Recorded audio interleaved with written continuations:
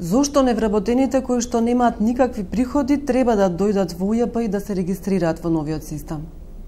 Секое лице треба да се регистрира. Затоа што можеби оваа година не вработен, ината година ќе работи некаде, ќе добива некој дополнителен приход. И ние не можеме да ги ловиме на некој начин, да кажем, постојано физичките лица. Добро е за нив. Ова е навистина една европска, модерна, да речем, процедура и ако веќе се стремиме кон европските вредности, треба и ова да го прифатиме. Јас знам и свесна сум, пред се не само како директор на управата за јавни приходи, туку како и обичен граѓанин, дека се што е ново не идува секој пат на отпор. Меѓутоа, да дадеме шанса, неколку пати сум кажала, дадеме шанса на секоја реформа за подобро општество. Колку лица до сега се регистрираат и колку треба да се регистрираат до крајот на годината? Околу 300.000 лица се до сега регистрирани и тоа за многу краток временски период, затоа што, како што споменав на денешната пресконференција, некаде во месец октомври беа регистрирани до 36.000, што е навистина многу мала бројка. Меѓутоа направивме еден добар акционен план, се измобилизиравме максимално, се што имаше вработено лице овдека во управата, го ставивме на располагање во мобилните екипи и очекуваме дека до крајот на годината ќе имаме достатна бројка. Би требало да бидат регистрирани околу 900.000 лица. Тоа е за помалку од еден месец, но на шалтерите треба да дојдат некаде околу 600. Не само на шалтерите да дојдат 600.000 граѓани, туку и одиме и ние по институциите. Имаме направено распореди, имаме отворено даночни канцеларии во единиците на локалната самоуправа. Навистина им благодарам и на сите градоначалници во оваа прилика што не излегоа во пресред, затоа што не излегоа и со простор, и со техничка опременост пред се. Мобилните екипи со мобилните даночни шалтери одат на терен исто така. Кај нас доаѓаат поголема група на спортски клубови, да речем, се регистрираат. Сето тоа го пренесовме во јавност да дадеме еден стимул дека навистина треба да си ја завршат обврската спрема управата за јавни приходи.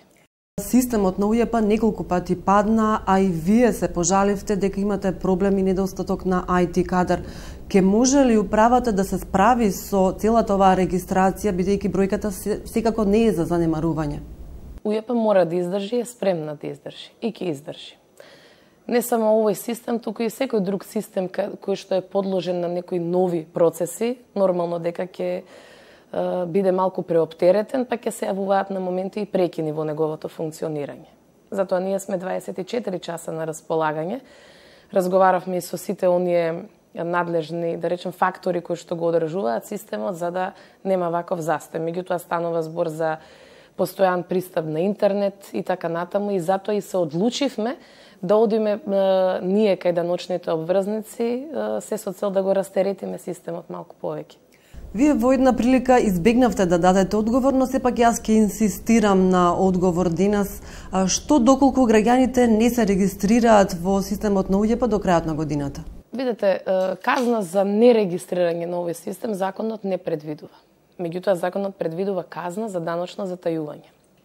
Ако некој не се регистрира, остава простор дека го затајува данокот. И тогаш веќе се вклучуваат многу други процеси тука.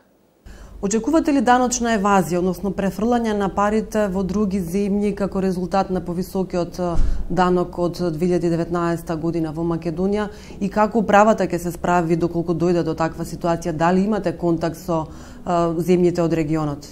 Еден од нашите приоритети кон кој што се стремиме во моментов и во наредниот период е да имаме размена на податоци со другите земји, со кој што ќе добиваме веродостоен податок дали за одредено физичко лице, за одреден даночен обврзник правно лице и така натаму.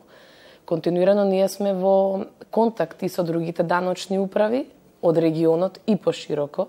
Со некои од нив подпишавме, со некои од нив ќе подпишеме меморандум за соработки за размена на податоци и сметам дека тоа ќе биде добро не само за нашата држава, туку и за сите други држави кои што ја имаат спроведена оваа реформа.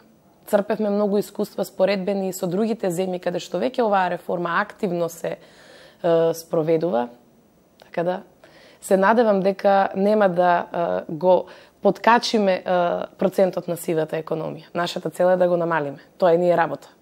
Има случаи кога граѓаните електронски се регистрирале, но не дошла на шалтерите, во меѓувреме го изгубила ливчето, а системот не дозволува повтор пат да се регистрираат. Што треба да направат во една таква ситуација?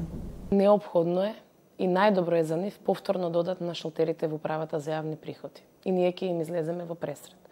Затоа што тоа е еден податок, тој лист е многу битен, за да знам дека станува збор за вас, дека навистина вие гарантирате за тие податоци и дека сите утре приходи кои што ќе слегнуваат таму, значи се ваши, а не се туги.